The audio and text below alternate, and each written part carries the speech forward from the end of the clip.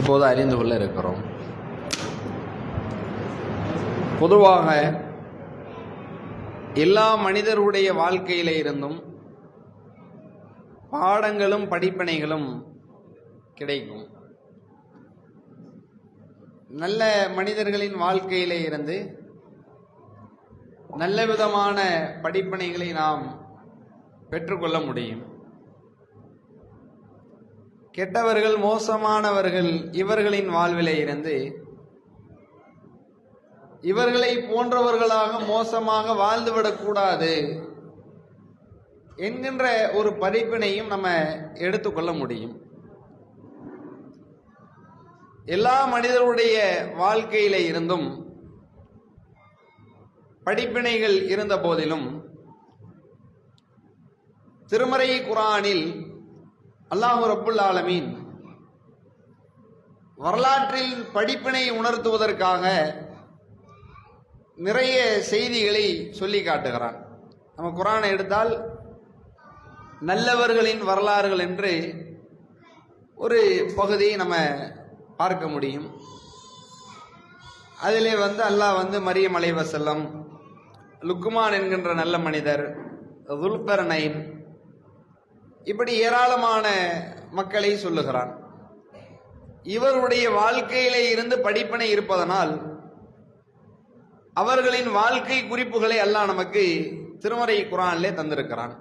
அதே மாதிரி குர்ஆன்ல அல்லாஹ் ரசூல்லா காலத்தில் வாழ்ந்த 2 சாராரை ரொம்ப முக்கியத்துவப்படுத்தி இறைவன் பேசுகிறான். ஒரு சாரார் ஹிஜ்ரத் சென்று போன முஹாஜிர்கள், மக்காவிலே இருந்து தங்களுடைய நாட்டை துறந்து அபிசீனியாவுக்கோ அல்லது மதீனாவை நோக்கி ஹிஜ்ரத் செய்தவர்கள்.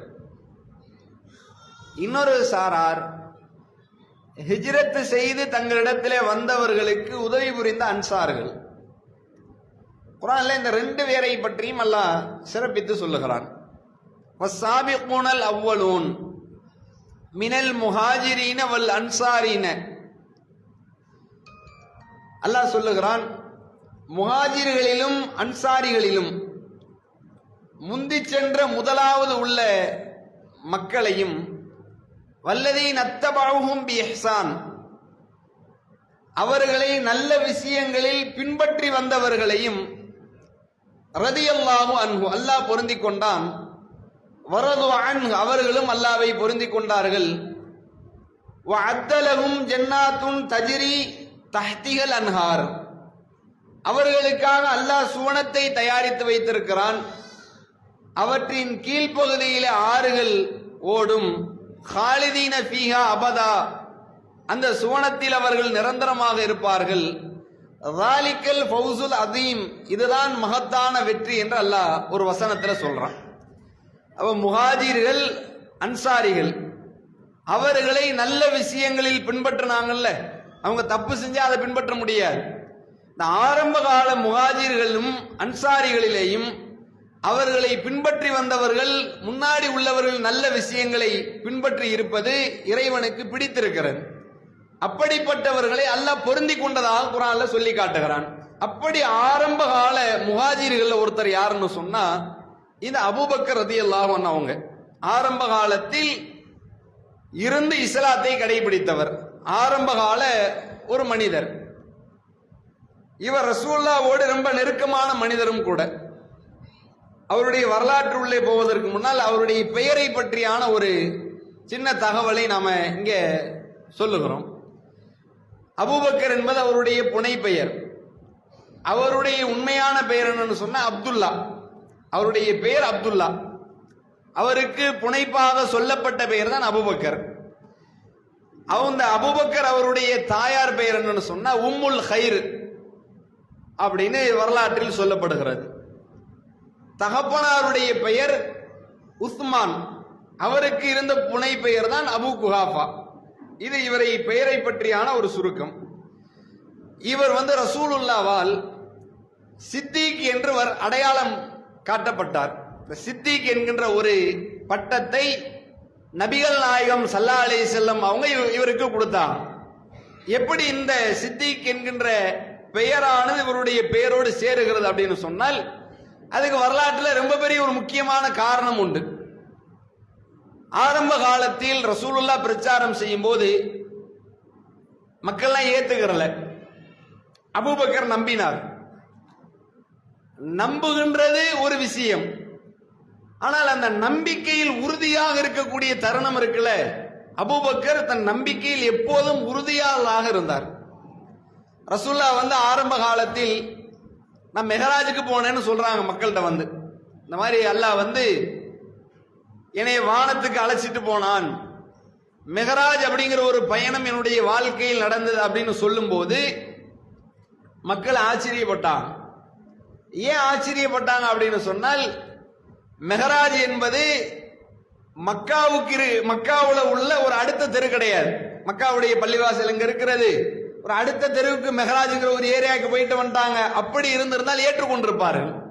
ஏதோ ஒரு 2 மைல்ல ஒரு 5 மைல்ல உள்ள ஒரு தூரத்துக்கு முகமது நபி நைட்டு போனாங்க, காலையில வந்துட்டாங்க, இது மாதிரியான ஒரு தகவலாக இருந்தால் மக்கள் ஏற்றிருப்பாங்க.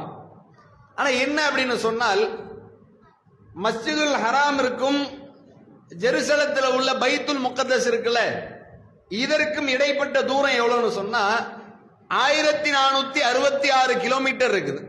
1466.2 கிலோமீட்டர். இவ்வளவு பெரிய ஒரு தூரத்தை ஒட்டகம் வழியில் பயணிக்கக்கூடிய அந்த காலத்தில், குதிரைகள் வழியில் பயணிக்கக்கூடிய அந்த காலத்துல நான் நைட்டு போனேன் காலையில வந்துட்டேன்னு சொன்னா நம்ப முடியுமா? 1466 கிலோமீட்டரை ஒரு நைட்ல போயிட்டு அப்படி திரும்பிட்டேன் அப்படின்னு பார்த்தால் கிட்டத்தட்ட 3000 கிலோமீட்டர் தூரத்திற்கு இவர் இரவிலே பயணித்து திரும்பி இருக்கிறார் காலையிலன்னா நம்ப முடியாது. இது பெரிய ஆச்சரியம் தான் இது. அப்படிப்பட்ட ஒரு சூழல்ல ரசூலுல்லாஹ் என்ன செய்யறாங்கன்னா, காலையில வந்துடுறாங்க, மெஹராஜுக்கு போயிட்டு வந்தாச்சு, இதை எப்படி சொல்லுவதுன்னு தெரியாம முடிச்சிட்டு இருக்கிறாங்க. சும்மாவே பைத்தியக்காரங்கிறான், சும்மாவே ரசூலுல்லாவை மஜ்னூன் அப்படின்னு அந்த சமூகம் சொல்லி கொண்டிருக்கிறது. இப்ப இந்த செய்தியை போய் ரசூலுல்லாஹ் சொன்னாங்கன்னு வைங்க, என்ன சொல்லுவாங்க? இவ்வளவு நாளா நம்ம சும்மா தான் சொல்லிக்கிட்டு இருந்தோம் பைத்தியக்காரன்னு, கரெக்ட், நீ கன்ஃபார்ம் உண்மையிலே முகமதுக்கு பைத்தியம் பிடிச்சிருச்சு இப்படிங்கிற ஒரு பெயரை அது ஏற்படுத்திடும். அப்ப அதனால் ரசூலுல்லாஹ் என்ன செய்யறாங்கன்னா, சொல்லுவதை தயங்குறாங்க. அப்படி தயங்கிக்கிட்டு இருக்கக்கூடிய ஒரு சூழலில் அபூஜஹல் நேர வர்றான், ரசூலுல்லாஹ் இருக்கிறான், வந்து ரசூலுல்லாஹ்ட்ட கேட்கிறான், முகமது இன்னைக்கு ஏதாவது செய்தி இருக்குதா அப்படின்னு கேட்கிறான். நக்கல்ல கேட்பாங்கல்ல, டெய்லி ஏதாவது ஒரு புருடாவோ ஒரு கதையோ ஒரு பொய்ய கட்டி விட்டுக்கிட்டே இருக்கிறீங்களே, அப்டேட்ல என்ன தகவல் இருக்குது உங்கள்ட்ட? பொய் புருடாவெல்லாம் கதைகள் எல்லாம் என்னத்தை சொல்ல போறீங்க அப்படின்னு கேட்கும் போது அவர் ரசூலுல்லாஹ் சொன்னாங்க, நான் அழைத்து செல்லப்பட்டேன். நான் அழைத்து செல்லப்பட்டீங்களா? எங்க போனீங்க? ரசூலுல்லாஹ் சொன்னாங்க, நான் மெஹராஜ் பயணம் போனேன். அதாவது இங்க இருந்து மஸ்ஜிதுல் ஹராம்ல இருந்து மக்காவுல இருந்து பைத்துல் முகத்தஸுக்கு போய் அங்க இருந்து 7 வானத்துக்கு போய் பார்த்துட்டு வந்தேன்டா. அப்ப அவன் இதை கேட்ட உடனே ரசூலுல்லாஹ் அங்க கிண்டல் செய்யவே இல்லை. அப்படியா, பெரிய தூரம் தான் போயிருக்கீங்க, அப்படி ஒரு சம்பவமா? அதை நம்பினவங்க கேட்பாங்கல்ல, அவ்வளவு தூரம் போயிட்டீங்களா பாய், எப்படி வந்தீங்க, பரவாயில்ல, பயணம்லாம் நல்லா இருந்துச்சுல, இப்படி ஒருத்தர் சொல்ற மாதிரி கிண்டலே பண்ணாம அவ்வளவு பெரிய தூரத்தை போயிட்டு வந்துட்டீங்க, பெரிய விஷயம் தான் அப்படின்னு சொல்லிட்டு மனசுக்குள்ள என்ன நினைக்கிறான், இப்ப இங்கேயே இவரை கிண்டல் பண்ணோம்னா வெளியில யார்ட்டையும் சொல்ல மாட்டார், அபூஜஹல் நம்பல, மீதி எல்லாம் எப்படி நம்ப போறான் அப்படிங்கிற மாதிரி யார்ட்டையும் சொல்ல மாட்டாரு அப்படின்னு அதை உண்மை அப்படிங்கிற மாதிரியே அவன் ரியாக்ஷன் பண்றான், ஏத்துக்கிட்ட மாதிரி.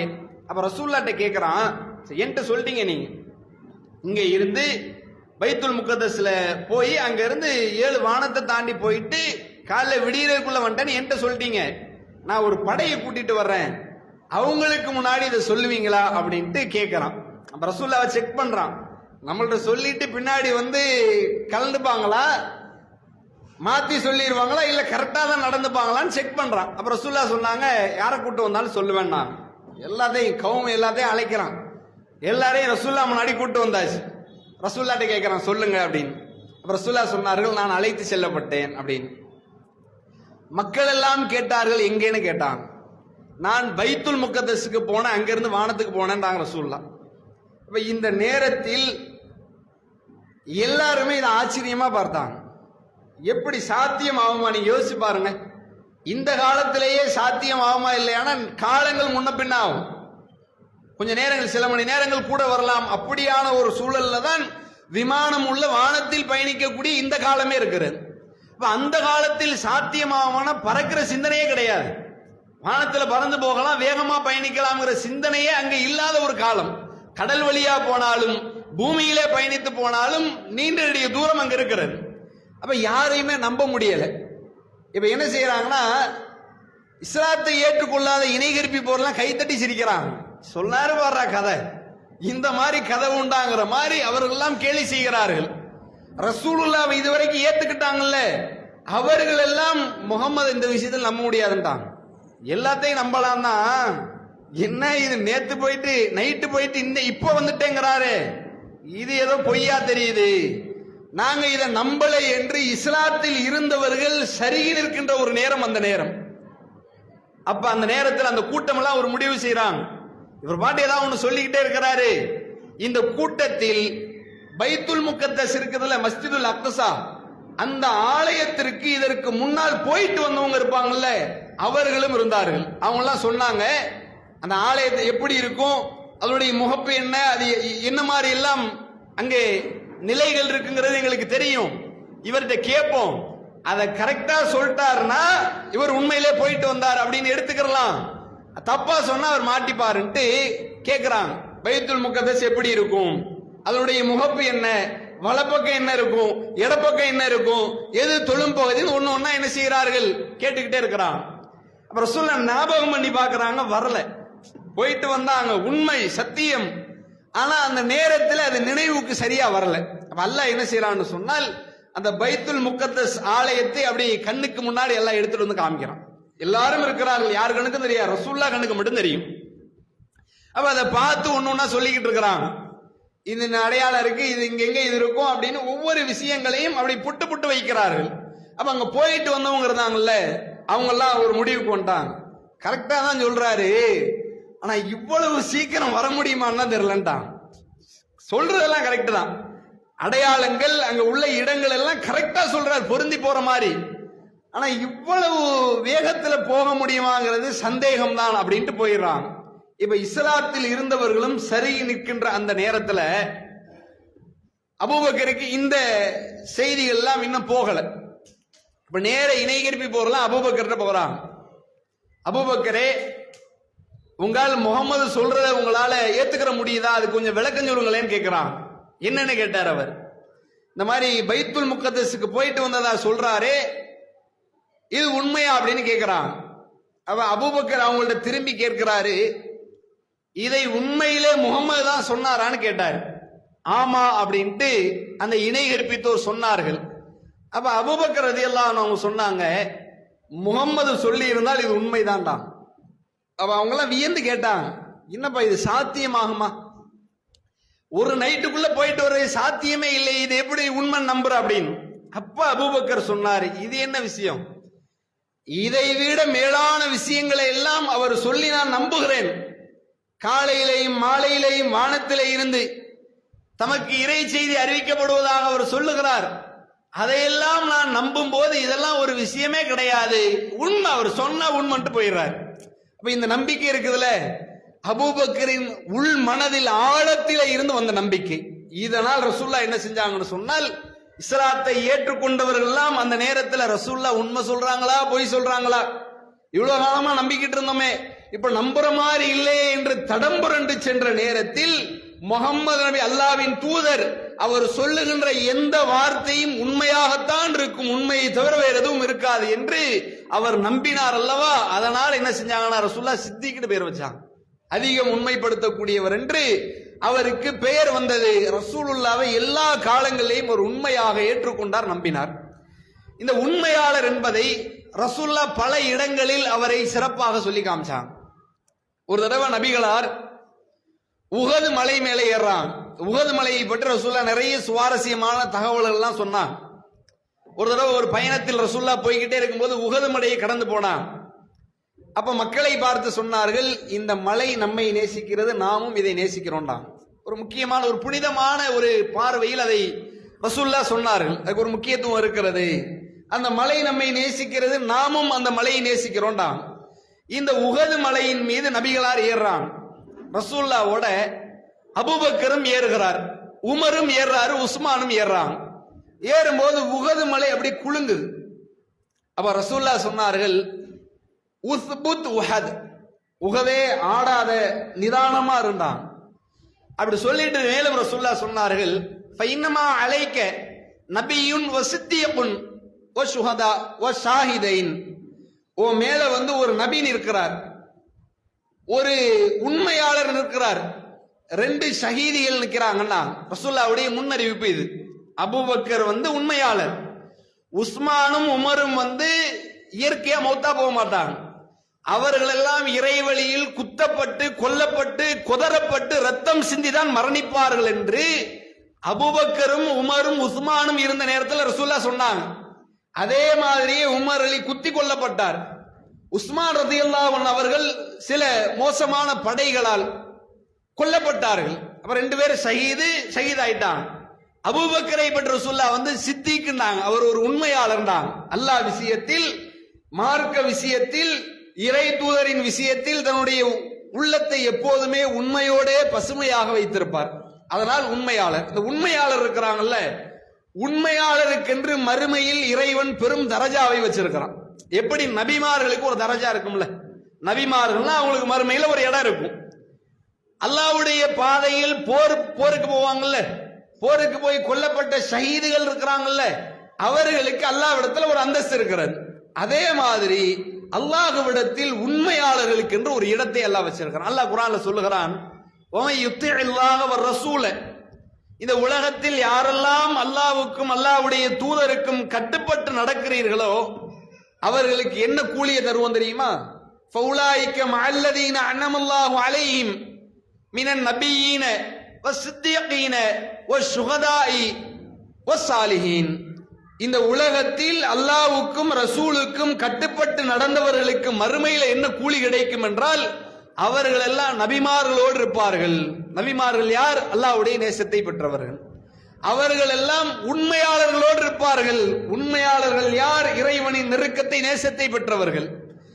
அவர்கள் உயிர் தியாகிகளோடு, நல்ல அமல் செய்த சாலிஹீன்களோடு இருப்பார் என்று அல்லாஹ் ஒரு தரஜாவை சொல்றான்ல. உண்மையாளர்களுக்கு இறைவனிடத்திலே பெரும் தரஜா உண்டு. அப்படிப்பட்ட உண்மையாளர் என்கின்ற வகையில் இந்த உலகத்தில் வாழ்ந்தவர் தான் அபூபக்கர் ரலியல்லாஹு அன்ஹு அவங்க. இந்த அபூபக்கரை பற்றி முக்கியமா சொல்லுவதா இருந்தால், ரசூலுல்லாஹ்வுடைய ஆரம்ப காலம் இருக்குதுல்ல, நாமெல்லாம் இன்னைக்கு இந்த இடத்தில் நல்ல சேர் போட்டு ஃபேன்ல உட்கார்ந்து நல்ல உணவுகளை உண்டு ரொம்ப அற்புதமாக அந்த மார்க்கத்தை கேட்டுக்கிட்டு இருக்கிறோம். ஆனா ரசூலுல்லாஹ்வுடைய காலங்களில் ரசூலுல்லாஹ் இது மாதிரி பேசுனது ஆரம்ப காலத்தில் இல்லவே இல்லை. இப்படி நீங்க உட்கார்ந்து கேட்கிறீங்களே, இப்படி நம்ம பேசுறோமே, இப்படியான வாய்ப்பு நபிகளாரின் நபித்துவத்தின் ஆரம்ப காலத்தில் இல்லை. மறைந்து மறைந்து பேசணும், மறைஞ்சு மறைஞ்சு சொல்லணும் ஒவ்வொரு விஷயங்களையும். முஸ்லிமாக ஒருவன் மாறினால் கொல்லப்படுவான். அப்படியான ஒரு காலம் தான் ஆரம்ப காலம். ரசூலுல்லாஹ் ஆரம்பத்தில் ஏத்துக்கிட்டவங்க யார் தெரியுமா? பிலாலு, அம்மார், சுஹைபு, மிக்தாது, இவர்களை போன்ற அடிமையாக இருந்தவர்கள் ஏத்துக்கிட்டாங்க. ஆனால் ஒருத்தர் செல்வந்தராக, வசதி வாய்ப்போடு, புகழோடு, மக்களிடத்தில் எல்லா விதமான தகுதியும் உள்ள ஒரு செல்வந்தர் ரசூலுல்லாஹ் ஏத்துக்கிட்டாருன்னா அவர் அபூபக்கர் மட்டும்தான்.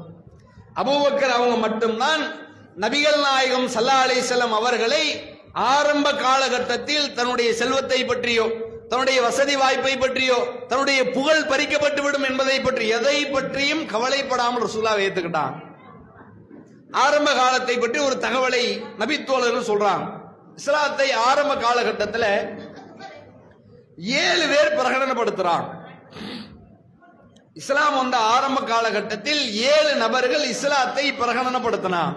யார் யார் அப்படின்னு சொன்னா, 1 ரசூலுல்லாஹ், 2வது அபூபக்கர், அப்புறம் பிலாலு, சுஹைபு, மிக்தாது, அம்மாரு, அம்மாருடைய தாயார் சுமையா. இவங்க 7 பேரும் ஆரம்பத்தில் இஸ்லாத்தை பிரகடனப்படுத்தி ஏத்துக்கிட்டாங்க. நாங்க முஸ்லிம்கள் என்று அவர்கள் அந்த முஷ்ரிக்குகளுக்கு மத்தியில சொன்னாங்க. அப்படிப்பட்ட நேரத்தில் ரசூலுல்லாவை எல்லோரும் தாக்குனாங்க. நபிகளாரை தாக்கும் போது அவங்களுடைய தந்தையின் சகோதரர் இருக்கிறார்ல, அவர் தான் போய் காப்பாத்தினார். அபூ தாலிப் தான் என்ன செஞ்சாரு, ரசூலுல்லாவுக்கு ஒரு பக்கபலமாக இருந்தார். அபூபக்கர் இருக்கிறார்கள், அபூபக்கரை அந்த சமுதாயம் எதுவுமே செய்யல. மற்றவர்கள் எல்லாம் என்ன செஞ்சாங்க அப்படின்னு சொன்னா, பிலாலை, சுகைபை, மிக்தாதை, அம்மாரை, அம்மாருடைய தாயாரை எல்லாம் ஆடைகளை எல்லாம் களைந்து இரும்பு சட்டைகளை போட்டு சுடுமண்ணில் அப்படி புரட்டினார்கள். அபூபக்கரை அந்த சமுதாயத்தில் யாருமே தாக்கல. ரசூலுல்லாவை தாக்க போனாங்கல்ல, கொல்ல போனாங்கல்ல, இது மாதிரியான வீரியங்கள் அபூபக்கரின் மீது காட்டப்படவே இல்லை. ஏன்னா அந்த சமுதாயத்தில் அந்த காலத்தில் ரொம்ப நல்லவர்னா அபூபக்கர் அலி. அந்த காலகட்டத்தில் ரொம்ப நல்லவர் அப்படின்னு சொல்லுவதா இருந்தால் அபூபக்கர் அவர் ஒரு முக்கியமான மனிதராக இருந்ததனால ரசூலுல்லாவை அடித்தவர்கள் அபூபக்கரை கடுமை காட்டினாங்க, ரொம்ப பிடிக்கல அவங்கள. அப்படி என்ன செய்தார், ஆரம்ப காலகட்ட ஒரு முஸ்லிமாக அபூபக்கர் அவர்கள் தம்மை பிரகடனப்படுத்தி கொண்டார். முஸ்லிமாக பிரகடனப்படுத்தினது மட்டுமில்லாமல் இஸ்லாத்திற்காக தன்னுடைய வாழ்க்கையில் அவ்வளவு அர்ப்பணிப்போடு வாழ்ந்தார். இன்னைக்கு நம்ம எல்லாம் முஸ்லிமா வாழுகிறோம், நம்முடைய வாழ்க்கையெல்லாம் எப்படி இருக்கு யோசிச்சு பாருங்க. ஏதோ 5 வேளை தொழுதமா, இப்படி ஒரு பயான் கேட்டா வைத்தால் பயான கேட்டமா, ஏதோ முடிஞ்சல செஞ்சமான்னு போயிடும். ஆனால் அபூபக்கர் அவர்களை பொறுத்த வரைக்கும் தன்னுடைய ஒட்டுமொத்த வாழ்வாக இந்த மார்க்கத்தை பார்த்தார். இந்த மார்க்கம் மேலோங்கினால் தன் வாழ்க்கை மேலோங்கியதை மாறி, இந்த மார்க்கம் மிதிபட்டால், இந்த மார்க்கம் நெருக்கடியிலே இருந்தால் தன் வாழ்வே நெருக்கடியிலே இருந்ததை போன்று இந்த மார்க்கத்திற்காக பின்னி பிணைந்து வாழ்ந்த ஒரு மனிதராக அபூபக்கர் இருந்தாங்க. ரசூலுல்லாவோடு அவ்வளவு நெருக்கமாக ஒருத்தர் இருந்தார்னா அபூபக்கர் தான். நபிகள் நாயகம் ஸல்லல்லாஹு அலைஹி வஸல்லம் அவர்களை பல நேரங்களிலே பெரும் சிக்கல்களிலே இருந்து காப்பாற்றிய ஒரு மனிதராக அபூபக்கர் இருந்தார். அந்த வாய்ப்பை அல்லாஹ் அபூபக்கருக்கு கொடுத்தான். ரசூலுல்லாஹ் ஒரு முறை காபத்துல்லாவுல ஹிஜ்ர் அப்படி ஒரு பகுதி இருக்கிறது, அந்த பகுதியில் இருந்து தொழுது கொண்டிருந்தார்கள். அப்போ ஒரு முஷ்ரிக் ரசூலுல்லாஹ்வுடைய அந்த கழுத்து பகுதியில ஒரு போர்வையை போட்டு இருக்குகிறார். எந்த அளவு அப்படின்னு சொன்னால் நபிகளாரின் கழுத்து பகுதி எல்லாம் அப்படி சிவந்து போய் விடுகிறது. ரசூலுல்லாஹ் மூச்சு அப்படி திணறிக்கிட்டு இருக்கு. அவ்வளவு ஒரு நெருக்கடியான நிலை ரசூலுல்லாவுக்கு ஏற்படுகிறது. அவன் இருக்கிறான், கழுத்துல போர்வையை போட்டு இன்னும் சற்று வேகமாக இருக்கினால் ரசூலுல்லாஹ் மௌத்தாயிருவான், மூச்சு நின்றும். அது மாதிரி கடுமையாக சித்தரவ ரசூலுல்லாவுக்கு அங்க இருக்கும்போது அபூபக்கர் ஓடி வந்தார். நபிகளாரின் கழுத்தை இருக்குபவனை தள்ளிவிட்டார். தள்ளி விட்டு கேட்டார், அல்லாஹ் ஒருவன் என்று சொல்லுவதற்காக இவரை கொல்ல போகிறீர்களா? அவர் என்ன சொன்னார், திருநாரா, யாராவது கொலை செஞ்சாரா, மக்களுக்கு மத்தியில் ஏதாவது பிரச்சனை ஏற்படுத்தி இருக்கிறாரா?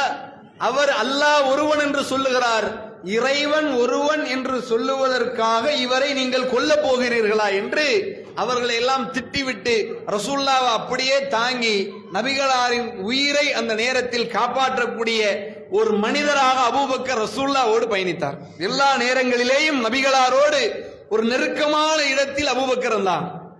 ஹிஜ்ரத் இருக்குல்ல, சஹாபாக்கள் ஹிஜ்ரத் சென்று போனது ஒரு கஷ்டம். ஆனா ரசூலுல்லாஹ் ஹிஜ்ரத் செஞ்சு போனாங்கல்ல, நபிகளார் தன் உயிரை கையில பிடிச்சிட்டு போவோம்ல, அது மாதிரி மரணத்தின் இடையில் ரசூலுல்லாஹ் ஹிஜ்ரத் செஞ்சு போனாங்க. ரசூலுல்லாஹ் ஹிஜ்ரத் செஞ்சு போகும்போது அறிவிக்கப்பட்டது என்ன, ரசூலுல்லாவை உயிரோடோ அல்லது பிணமாக கொண்டு வருபவருக்கு 100 ஒட்டகம் பரிசுந்தான். எல்லோரும் தேடினார்கள், ஒருவரை ஊரே தேடியது.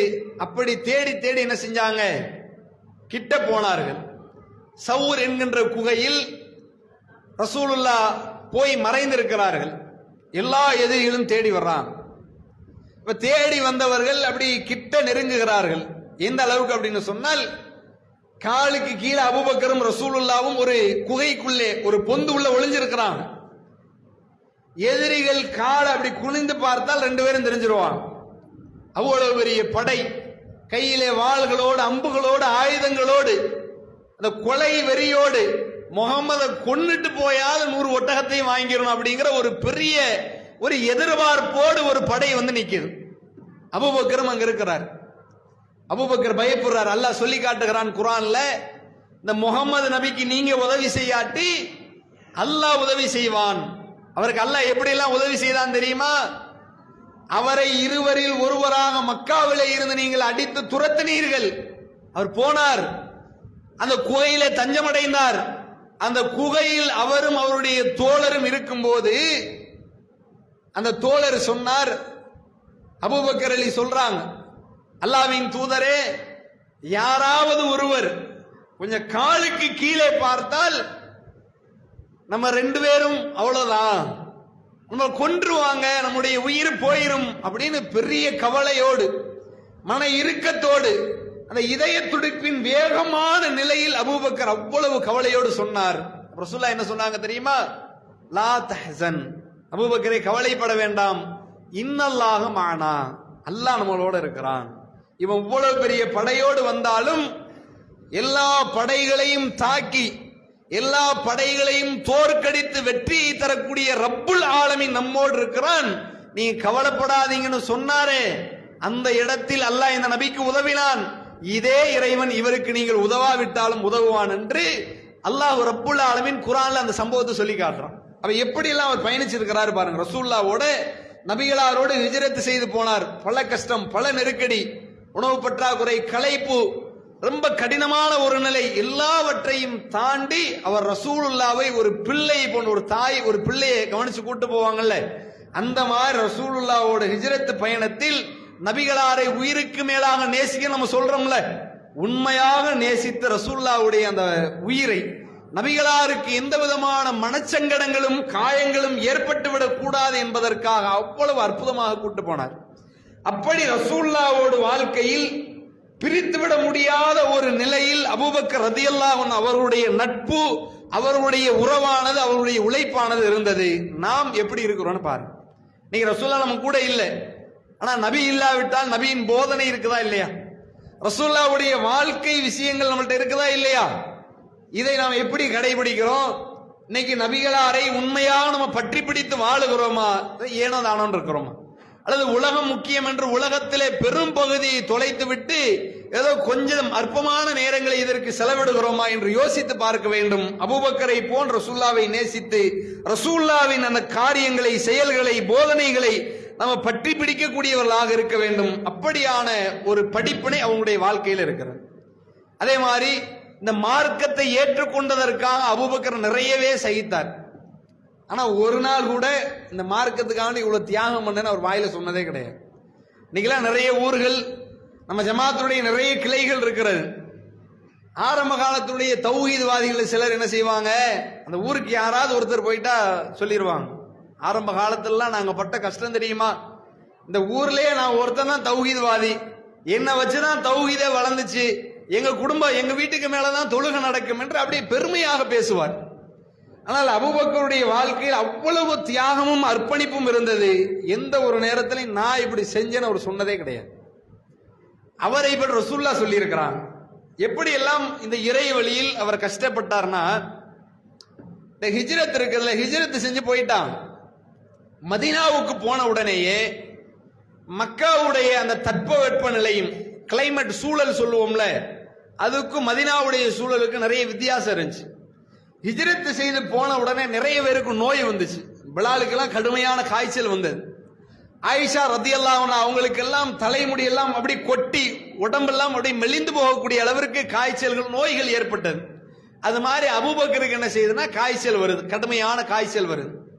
ஹிஜ்ரத் செஞ்சு வந்துட்டாரு, சொத்து பத்தை எல்லாம் விட்டாச்சு, சொந்த பந்தத்தை எல்லாம் விட்டாச்சு, புது ஊருக்குள்ள வந்திருக்கிறாங்க.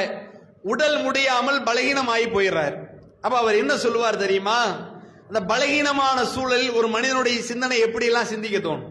அல்லாஹ்வுடைய பாதையில வந்தோம், இவ்வளவு கஷ்டப்பட்டு வந்தோம், இவ்வளவு சிரமப்பட்டோம், இங்க வந்தாலும் அல்லாஹ் நல்லா வாழ வைப்பான்னு பார்த்தா கொடுத்தான் பாரு காய்ச்சல, தாங்க முடியல, என்ன அல்லாஹ், என்ன மார்க்கம், இப்படிங்கிற மாதிரி ஒரு மன வெறுப்புக்கள் மனிதனுக்கு ஏற்படும். ஆனால் அவருடைய ஈமானின் வெளிப்பாடு என்ன சொன்னார் தெரியுமா? கடுமையான காய்ச்சல் நேரங்களில் அபூபக்கர் கவிதை பாடுவார். எப்படியான அந்த வார்த்தை, அதனுடைய வார்த்தைகள் எப்படி இருக்கும் என்று சொன்னால், அவர் சொல்லுவார், ஒவ்வொரு மனிதனும் மரணம் செருப்பு வாரை வீட சமீபத்தில் இருக்கும் நிலையில் காலை பொழுதை அடைகிறான். ஒவ்வொருத்தனும் காலை பொழுது எப்படி அடைகிறான்னு சொன்னால், இந்த உலகத்திலே நிரந்தரமா வாழ்ந்துடணும், இந்த உலகம் தான் நமக்கு முக்கியம், பல வருஷங்கள் இந்த உலகத்துல வாழ போறோம் அப்படிங்கிற ஒரு நிலையில காலை பொழுது அடையல. நாளைக்கு இருப்போமா இன்னைக்கு இருப்போமான்னு தெரியாத நிலையில், மரணம் செருப்பு வாரை வீட நெருக்கத்தில் இருக்கின்ற நிலையில் தான் ஒரு மனிதனின் விடியல் இருக்கிறது என்று அவர் சொல்லுவார்னு சொன்னால், எந்த அளவுக்கு இந்த மார்க்கத்தோடும் மரண சிந்தனையோடும் பின்னி பிணைச்சிருப்பாருன்னு பாருங்க. அல்லாஹ்வுக்காக வேண்டி அல்லாஹ்வின் பாதையில் ஹிஜ்ரத் செய்து போன நேரத்திலே ஒரு சங்கடம், ஒரு நோய். அந்த நோயோட அவர் எப்படி சொன்னார், மவுத் இருக்கிறது, அந்த மவுத் எல்லாவற்றையும் விட ரொம்ப சீக்கிரத்தில் இருக்கிறது, இந்த காய்ச்சல் ஒரு பெரிய விஷயமே இல்லைன்னார். அதே மாதிரி இந்த மார்க்கத்திற்காக நிறைய அர்ப்பணித்தார். அபூபக்கர் ஆரம்பத்தில் ஒரு செல்வந்தர். அவருடைய ஆரம்பமே எப்படின்னு சொன்னால் ஒரு ஏழையா இருந்தவர் அல்ல. அவர் ரசூலா நபித்துவத்தை சொல்லும் போதெல்லாம் ஒரு செல்வந்தர். அவர் அல்லாஹ்வுக்காக ஹிஜ்ரத் செஞ்சு மதீனாவுக்குள்ள போறாங்க. அப்போ ஒரு நாள் வருது, ஒரு பகல் நேரமோ அல்லது இரவு நேரமோ, அபூபக்கருக்கு பசி தாங்கல. தான் வீட்டில இருந்து வெளியே வர்றாரு. வீட்டில இருந்து அவர் வெளியே வர்றாரு. உமர் இப்னு கத்தாப் அவர்களும் தான் வீட்டில இருந்து வெளியே வர்றாங்க. ரெண்டு பேரும் என்ன செய்யறாங்கன்னா, பசிக்கு ஒண்ணும் கிடைக்கல. இன்னைக்கெல்லாம் பாருங்க, அல்லாஹ்வோட அருளால ஒரு மார்க்க நிகழ்ச்சி அப்படின்னு நம்ம அமர்ந்தால் கூட அங்க ஒரு பிஸ்கட், ஒரு ஸ்நாக்ஸ், மதியம் ஆயிட்டா ஒரு சாப்பாடு, இப்படி இவ்வளவு சௌகரியங்களோடு அல்லாஹ் அருள் புரிஞ்சிருக்கிறான். ஆனா அவர்கள் இஸ்லாத்தின் ஆரம்ப தூண்கள். இந்த மார்க்கத்தை தங்கள் இதயத்தில், உடம்பில், தோள்களில், உயிர்களில் சுமந்தவர்கள் ஹிஜ்ரத் செஞ்சு போயிட்டாங்க. சாப்பிடுறதுக்கு ஒரு ரொட்டி துண்டு இல்ல, 2 பேரிச்சம்பழம் கிடைக்கல, ஒரு டம்ளர் பால் கிடைக்கவில்லை. பசி அப்படி கிள்ளுகிறது. புரண்டு புரண்டு படுக்கிறார்கள். தூக்கம் வர மாட்டேங்குது. பசி அவ்வளவு கொடுமையா இருக்குது. இதுக்கு மேல இங்க உட்கார்ந்தா சரியா வராது. வீட்டை விட்டு வெளியே போகணும். வெளியில வர்றாங்க. வெளியில வருகிறார்கள். ரசூலுல்லாஹ் 2 பேரும் பார்க்கறாங்க. ரசூலுல்லாஹ் கேட்டாங்க, அபூபக்கரே, உமரே, ஏன் இந்த நேரத்தில் வெளியே வந்திருக்கீங்க அப்படின்னு கேட்டாங்க. 2 பேரும் சொன்னார்கள், அல் ஜூ யா ரசூலல்லாஹ், பசி, பசி தாங்கல, வீட்டுல சாப்பிடுறதுக்கு ஒண்ணுமே இல்லை, அதனால் வெளியே வந்திருக்கிறோம்டாங்க. அப்ப ரசூலுல்லாஹ் சொன்னார்கள், அல்லாஹ்வின் மீது சத்தியமிட்டு சொல்கிறேன், நீங்கள் எந்த பசியினால் வீதிக்கு வந்திருக்கிறீர்களோ, ரோட்ல வந்து நிக்கிறீங்களோ, அதே பசிதான் என்னையும் என் வீட்டில இருந்து வெளியேற்றியிருந்தாங்க. 3 பேரும் பசியோடு அப்படி இருக்கிறான். இந்த பசித்த சூழலில் நபிகள் நாயகம் ஸல்லல்லாஹு அலைஹி வஸல்லம் அவங்க அபூபக்கரையும் உமரையும், அல்லாஹ் நமக்கு ரிஸ்க் எங்கேயாவது விதிச்சிருப்பான்ட்டு, அபு அய்யூப் அல் அன்சார் அப்படின்னு ஒரு நபி தோழர் இருந்தார். அவருடைய வீட்டுக்கு கூட்டு போறாங்க ரசூலுல்லாஹ். வீட்டுக்கு போனா அவர் இல்லை, அவங்க மனைவி இருக்கிறாங்க. மனைவி சொல்றாங்க, மர்ஹபன், வாங்க, வரவேற்கிறோம் உங்களை. உடனே ரசூலுல்லாஹ் அபூபக்கரும் உமரும் போயிடுறாங்க. போயிட்டு எங்க அவர் அப்படின்னு கேட்கிறாங்க. எங்களுக்காண்டி தண்ணி எடுத்துட்டு வர்றதுக்காண்டி போயிருக்காருன்ட்டு அவங்க மனைவி சொல்றாங்க. அப்ப அவர் வர்றாரு. தூரத்துல இருந்து வரும்போது அவருக்கு தெரியுது யாரோ 3 பேர் வீட்டு உள்ள இருக்கிறாங்க. அவர் தூரத்துல இருந்து கிட்ட பார்த்துட்டே வர்றாரு, யாரா இருக்கும் அப்படிங்கிற சிந்தனையில வர்றாரு. கிட்ட வந்து பார்த்தால் அபூபக்கர், உமர், ரசூலுல்லாஹ். அப்ப இதை பார்த்தவன அவர் சொன்னார், அல்ஹம்துலில்லாஹ், எல்லா புகழும் அல்லாஹ்வுக்கு, இன்றைய தினத்தில் இந்த உலகத்தில் சிறந்த விருந்தினரை நான் பெற்றிருக்கிறேன்டார். எப்படி சொன்னார் பாருங்க. பார்த்த உடனே, ஆகா, சாப்பாடுக்கு பங்கு போட வந்துட்டாங்களே, நம் மனைவிக்கு இருக்குமா, மக்களுக்கு இருக்குமா, நமக்கு இருக்குமான்னு தெரியல, இப்படி யோசிக்கவில்லை. அவர் அல்லாஹ்வின் தூதரை பார்த்தவுடன், அபூபக்கரை பார்த்தவுடன் சொன்னார், அல்லாஹ் எனக்கு அருள் புரிஞ்சிட்டான், அல்லாஹ்வுக்கு நான் நன்றி சொல்லுகிறேன், இன்றைய தினத்தில் சிறந்த விருந்தாளிகள் எனக்கு கிடைத்திருக்கிறார்கள். உள்ள வர்றார். வேகமா வந்த அவர் பேரிச்சம்பளை ஒரு குலை அப்படி பிச்சு கையில் எடுத்து கொடுக்கிறார். ரசூலுல்லாஹும் அபூபக்கரும் உமரும் அந்த பசி கொடுமையை அந்த பேரிச்சம்பழங்களால் அப்படியே சாப்பிட்டு சாப்பிட்டு தீர்த்து கொண்டிருந்தார்கள். ஒரு ஆட்டை அறுத்தார், ஒரு விருந்தையும் கொடுத்தார். பேரிச்சம்பழம், இறைச்சி, ரொட்டி, தண்ணீர் எல்லாம் குடித்து பசி தீர்ந்து விட்டது. மூவரும் அப்படி எந்திரிக்கிறாங்க, கிளம்பலாம் என்று ரசூலுல்லாஹ் சொன்னார்கள், அபூபக்கரே, உமரே, இந்த உணவுக்கு அல்லாஹ்க்கு நீங்க நன்றி சொல்லணும். அல்லாஹ் இதனை உங்களிடத்தை விசாரிப்பாண்டாம், மறுமையிலே அல்லாஹ் உங்கள்ட்ட விசாரிப்பாண்டாம். அப்ப இருவரும் கேட்டார்கள், அல்லாஹ் விசாரிப்பானா? பசிக்குதுன்னு சொன்ன உடனே தட்டுல வந்த உணவாது, மேஜையின் மீது இருந்த உணவாது? பசிக்குன்னு சொன்ன சாப்பாடு கிடைச்சா அவங்களுக்கு யார்கிட்ட சொல்றதுன்னு தெரியல, கிள்ளுகிறது வயிற்றை, வீதியிலே வந்து அலைந்து திரிந்தார்கள். ஒரு உணவு கிடைச்சிருக்குது, அதுக்கே அல்லாஹ்வுக்கு அவங்க பதில் சொல்ல வேண்டும் என்று சொன்னால் நீங்க யோசிப்பார், நம்ம வாழ்க்கையில் எத்தனை பதில்களை அல்லாஹ்க்கு நம்ம சொல்லணும். எவ்வளவு செழிப்பா வாழ்றோம். நம்ம சாப்பிடாத உணவே கிடையாது, விதவிதமாக உண்ணுகிறோம். ஏதாவது ஒரு புது டிஷ் யாராவது சொல்லிட்டா முதல்ல ட்ரை பண்ணி பார்த்து சாப்பிடுகிறோம். கரெக்டா ரிசல்ட் சொல்ற அளவுக்கு நம்ம இருக்கிறோமே. நாம அல்லாஹ்வுடைய அந்த அருளை எவ்வளவு நினைச்சு பார்க்கணும். எவ்வளவு இறைவனுக்கு நன்றி சொல்ல வேண்டும் என்பதை நம்ம யோசித்து பார்க்க வேண்டும். இப்படி ரசூலுல்லாஹ்வுடைய அந்த பசியில் பங்கெடுத்தவராக அபூபக்கர் இருந்தார். அவர் மக்காவிலே இருந்திருந்தா ஒரு செல்வந்தர், ஒரு முக்கியஸ்தர். அவருக்கு பசியே வந்திருக்காது, சாப்பிட்டுக்கிட்டே இருக்கலாம், பசியே இல்லாம சாப்பிடலாம். அவ்வளவு பெரிய செல்வம் தனக்கு இருந்த போதிலும் கூட இறை வழியிலே தியாகம் செய்தார். சொத்துக்களை இழந்தார், செல்வத்தை இழந்தார், எல்லாவற்றையும் இழந்து இறைவனின் திருப்தி வேண்டும் என்பதற்காக இறை வழியிலே அத்தனையும் துறந்து அல்லாஹ்வுக்காக வாழ்ந்தாரே. நாம் எதை துறந்து இங்க வாழ்ந்துகிட்டு இருக்கிறோம்? ஒரு நோய் வந்தா சகிக்கிறோமா? ஒரு துன்பங்கள் வந்தால் சகிக்கிறோமா? ஒரு பிரச்சனைகளை சகித்துக் கொள்கிறோமா? நம்ம அல்லாவே யோசிக்கிறோம். இவ்வளவு கஷ்டத்தை அல்லாஹ் கொடுக்கறான், நல்லா தானே இருக்கிறோம். நாம நல்லபடியாக தொழுது வணங்கி இருக்கும் போதே இறைவன் இவ்வளவு சிரமங்களை தருகிறானே என்று இறைவனின் மீதே ஒரு சந்தேக கண்ணோட்டத்தை பார்க்கிறோமே. அவர் எப்படி அர்ப்பணித்து வாழ்ந்தார். அல்லாஹ் எதை கொடுத்தாலும், பசியை தந்தாலும், ஒரு நோயை தந்தாலும், இறைவனுக்காக இந்த உலகத்தில் எல்லாவற்றையும் தாங்கிக் கொள்கிறேன், மறுமையில் இதனுடைய கூலி எதிர்பார்க்கிறேன் என்று அவர் வாழ்ந்தார் அல்லவா. அப்படிப்பட்ட ஒரு தூய ஒரு வாழ்க்கை படிப்பினை அவருடைய வாழ்க்கையில உண்டு. செல்வம் இருக்குதுல, இன்னைக்கு மனிதனுக்கு இருக்கக்கூடிய மிகப்பெரிய சோதனையில ஒண்ணு செல்வம். அல்லாஹ்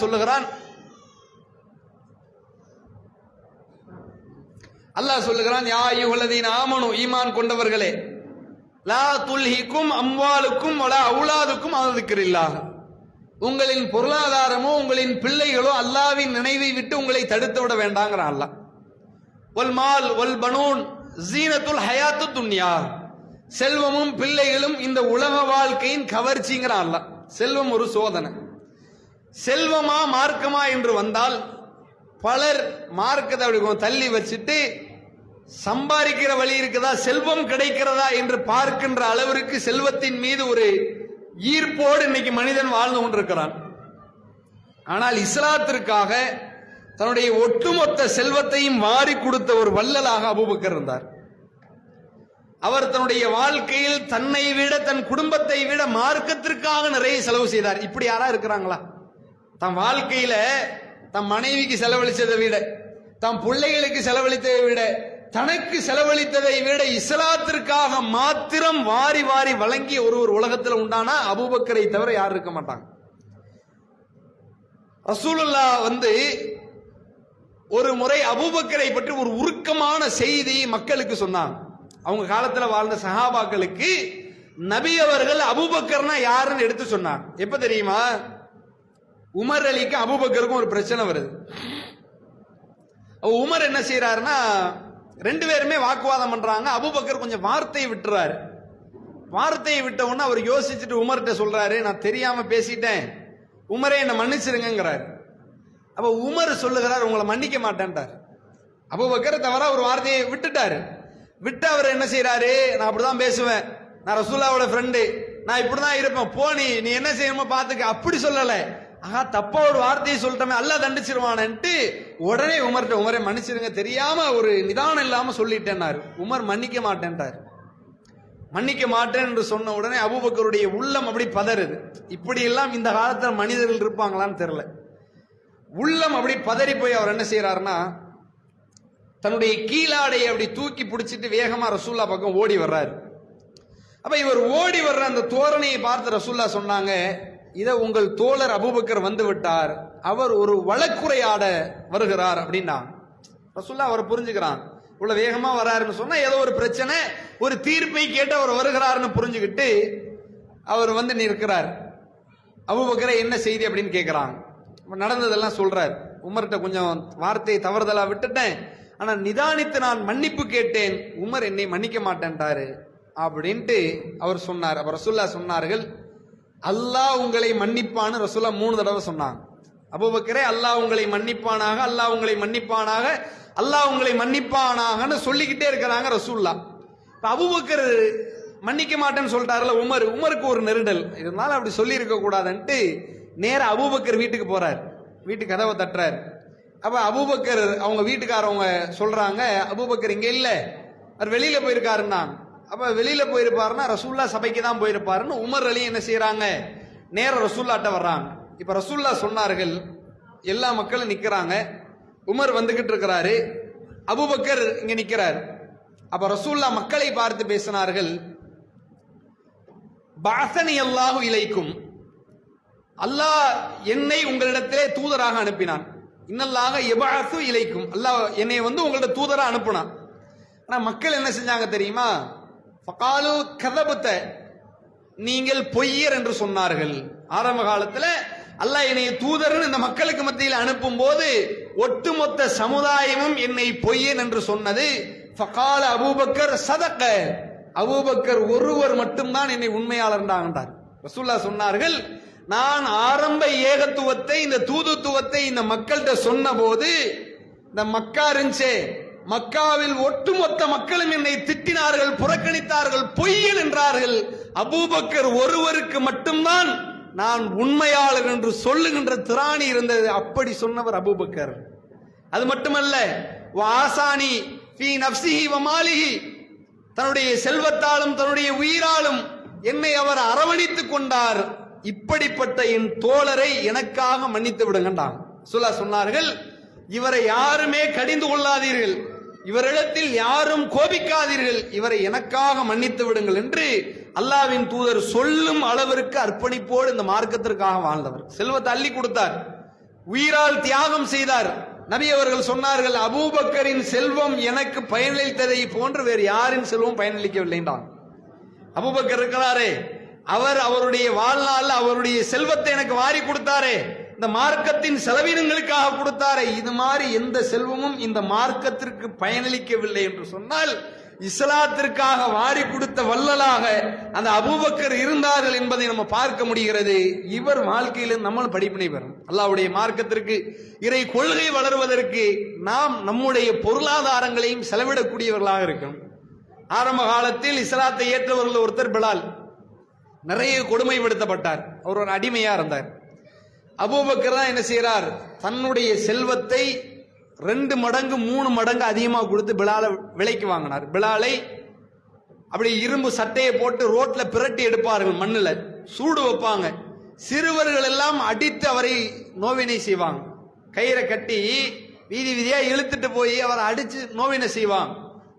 அப்ப அவர் எல்லா நோவினைகளையும் அனுபவிச்சுட்டு ஒரே ஒரு வார்த்தை தான் சொல்லுவார், அல்லாஹு அஹத், அல்லாஹ் ஒருத்தன் பார், அல்லாஹ் ஒருவன், அல்லாஹ் ஒருவன் என்று தன் உடம்பில் காயம் படுகின்ற ஒவ்வொரு நேரமும் சொன்னவர் பிலால். பிலால ஒவ்வொரு நாளும் இப்படி எல்லாம் சித்திரவதைப்படுத்துறாங்களேன்ட்டு பிலாலின் எஜமான இடத்துல போய் பேசுறார் அபூபக்கர், இவரை விடுதலை செய்யுங்க, நான் காசு தர்றேன். அப்ப அவங்க என்ன செய்யறாங்க, 2 மடங்கு 3 மடங்கு பொருளாதாரம் கேட்கிறாங்க. எல்லாத்தையும் கொடுத்து பிலாலை விடுதலை செய்தவர். உமர் அவர்கள் பிற்காலத்திலே சொல்லுவார், அபூபக்கர் எங்கள் தலைவர், எங்கள் தலைவரான பிலாலை அவர்தான் விடுதலை செய்தார். அபூபக்கர் எங்கள் தலைவர். அவர் எப்படிப்பட்டவர் என்றால், ரணத்திலேயும் வேதனையிலேயும் ஒவ்வொரு நாளும் செத்து மடிகின்ற சூழலிலேயும் இருந்த பிலாலை இறைவனுக்காக, இறை மார்க்கத்திற்காக தன் பொருளாதாரத்தை வாரி கொடுத்து அடிமைத்தனத்திலே இருந்து விடுதலை செய்து அவரை சுதந்திரமானவராக அவர் ஆக்கினார் என்று அபூபக்கரை பற்றி உமர் ரலியல்லாஹு அன்ஹு அவர்கள் எல்லா நேரங்களையும் நினைவுபடுத்துகின்ற அளவுல ஒரு சூழல் அவர் அப்படி இருந்தார். மார்க்கத்திற்காக நிறைய வாரி கொடுத்தார். அதே மாதிரி அபூபக்கரை பற்றி சொல்லுவதாக இருந்தால் ஒவ்வொரு பகுதியை பற்றியுமே நிறைய பேசலாம்.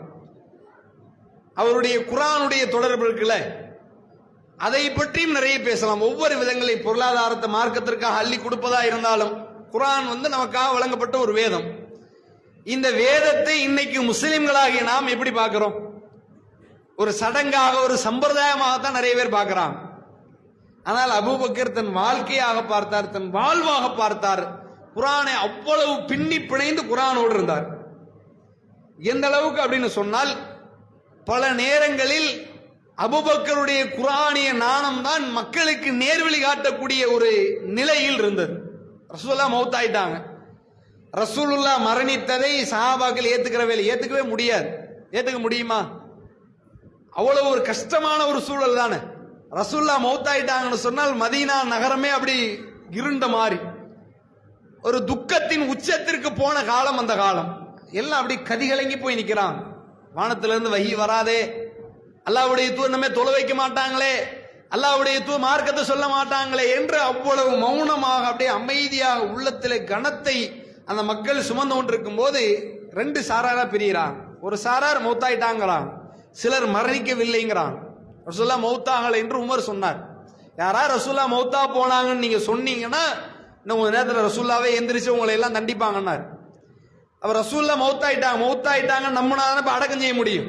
ரசூல்லா மரணிக்கவில்லை அப்படிங்கிற ஒரு நிலையில இருந்தால் பூமியிலே கிடப்பதா அல்லது மௌத்தே வராதா ரசூல்லாவுக்கு நிறைய கேள்விகள் வருதுல.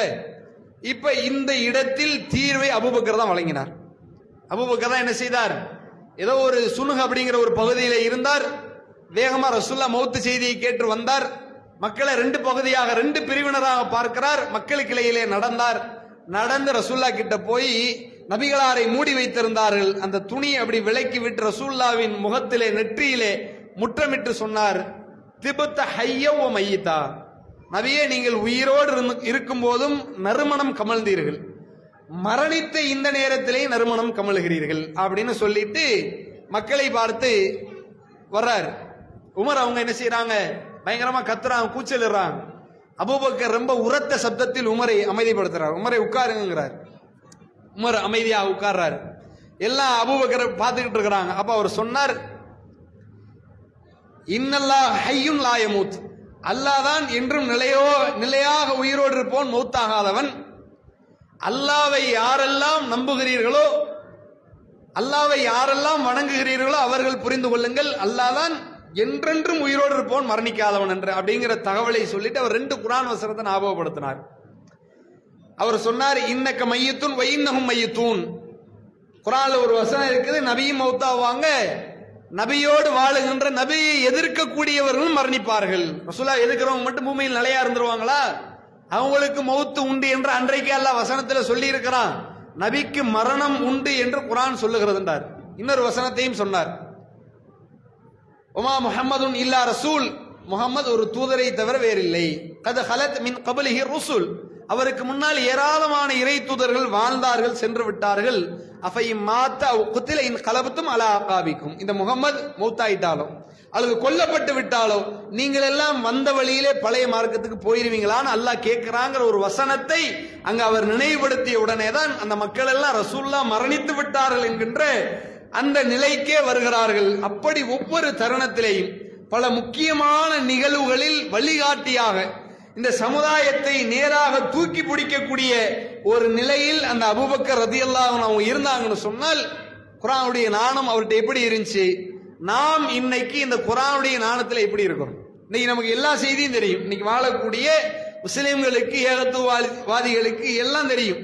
நாட்டு செய்தியில இருந்து, சினிமா செய்தியில இருந்து, அரசியல்ல இருந்து அத்தனையும் தெரிந்து வைத்திருக்கக்கூடிய ஒரு சூழ்நிலையில் இந்த மார்க்கத்தை, இந்த குர்ஆனை பற்றி நம்ம எத்தனை பேர் தெரிஞ்சு வச்சிருக்கிறோம்? இந்த குர்ஆனை இன்னைக்கு படிச்சிருக்கிறோமா? காலையில சுபு தொழுதல இருந்து இப்ப வாழ்ந்துகிட்டு இருக்கிறோம்ல, இந்த இடைப்பட்ட நேரங்களில் எத்தனை பேர் குர்ஆனை படிச்சிருப்போம்? சென்னைக்கு விட்டுருங்க, இந்த ஒரு வாரத்தில் குர்ஆனை படித்திருக்கிறோமா? ஒரு மாதத்தில் படித்திருக்கிறோமா? பலர் மாத கணக்கில், வருட கணக்கில் குர்ஆனை எடுத்து படிக்கிறதே கிடையாது. அப்ப யாருக்கு வழங்கப்பட்டது குர்ஆன்? நமக்காகத்தான வழங்கப்பட்டது. அதை நாம் படிக்காமல் அப்படி இருக்கிறோம். ஆனால் அபூபக்கர் அவர்கள் அந்த குர்ஆனை படித்தார், குர்ஆனோடு வாழ்ந்தார். அதனால் இந்த பூமியிலே நிறைய மார்க்க பணிகளையும், இறைவனை விரும்பக்கூடிய நிறைய நல்ல காரியங்களையும் அவர் செய்யக்கூடியவராக அவருடைய வாழ்க்கையிலே திகழ்ந்தார். இவரை போன்று நாம் என்ன செய்ய வேண்டும்? குர்ஆனை படிக்கக்கூடியவராக, மார்க்க விஷயங்களிலே முன்னோடியாக நாம் இருக்க வேண்டும். மார்க்க விஷயங்களில் எப்போதும் முன்னோடிகளாக இருப்பவர்கள் தான் உண்மையான மூமின்கள். அப்படி அபூபக்கர் ரலியல்லாஹு அன்ஹு அவர்கள் எல்லா விஷயங்களிலேயும் முன்மாதிரியாக இருந்தார். ரசூல் ஸல்லல்லாஹு அலைஹி வஸல்லம் அவர்கள் அவங்க காலத்தில் எந்த ஒரு நல்லமலை பற்றி பேசினாலும் அதை செய்து முடித்திருக்கக்கூடிய ஒரு நிலையில் அபூபக்கர் இருந்தாங்க. நம்மள்ட்ட எல்லாம் நல்ல மலை பத்தி கேட்டோன்னு வைங்க, நேர்மறையா கேட்கக்கூடாது, எதிர்மறையா கேட்டா நிறைய பேர் கை தூக்கும். யாரெல்லாம் குர்ஆனை படிச்சானா யாரும் கை தூக்க மாட்டோம். யாரெல்லாம் குர்ஆனை படிக்கலன்னா கை தூக்கும். யாரெல்லாம் சுபூ தொழல அப்படின்னு கேட்டா நிறைய கை வரும். யாரெல்லாம் நல்ல காரியங்களை குறித்து கேட்டால் அதுல இன்னைக்கு மக்கள் ரொம்ப வீரியமா இருப்பாங்க. அதை செய்யாதவர்களாக, செய்பவர்கள் கம்மியா இருப்பாங்க. அபூபக்கர் எப்படி இருப்பார் அப்படின்னு சொன்னால், எந்த நல்ல காரியத்தை குறித்து நபி அவர்கள் பேசினாலும் அதை பற்றி பிடிக்கின்ற வகையில்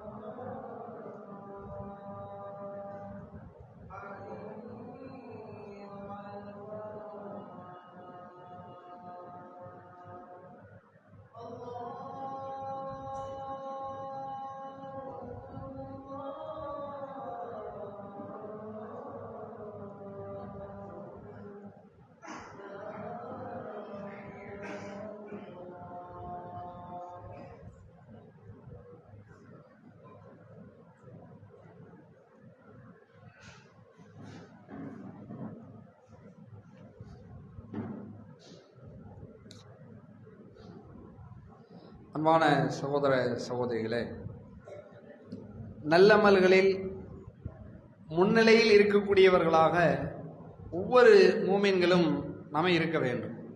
தொழுகையாக இருந்தாலும், குர்ஆனை படிக்கின்ற விஷயங்களாக இருந்தாலும், தான தர்மங்களாக இருந்தாலும், மார்க்கத்தை பிறருக்கு எடுத்து சொல்லுகின்ற ஒரு நிலையாக இருந்தாலும், எல்லா நல்லறங்களையுமே நாம முன்னோடியா இருக்கணும். ஆனா இன்னைக்கு நம்முடைய வாழ்க்கை சூழல் நம்ம எப்படி இருக்கிறோம் அப்படின்னு சொன்னால், உலக காரியங்கள்ல, வியாபாரங்கள்ல, உலக விஷயங்களில் நிறைய பிஸியாக இருக்கக்கூடிய இஸ்லாமிய சமூக மக்கள் மார்க்க விஷயங்களில் அப்படி ரொம்ப தொய்வோடு இருப்பதை நாம உணர்கிறோம். அப்ப இந்த அபூபக்கர் எப்படி இருந்திருக்கிறார் அப்படின்னு சொன்னால், எல்லா நல்ல காரியங்களையும் முன்னோடியாக செய்பவராக அவர் இருந்தார். ரசூல் ஸல்லல்லாஹு அலைஹி வஸல்லம் அவங்க ஒரு தடவை ஒரு கேள்வியை கேட்கிறாங்க, இன்னைக்கு யாராவது உங்களை நோன்பு வச்சிங்களான்னு.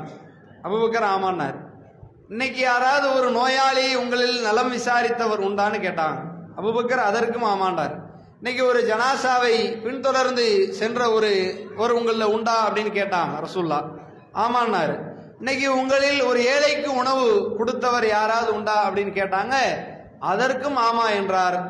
இப்படி எல்லா நல்ல அமல்களையும் அந்தந்த நேரங்களில் செய்யக்கூடிய ஒரு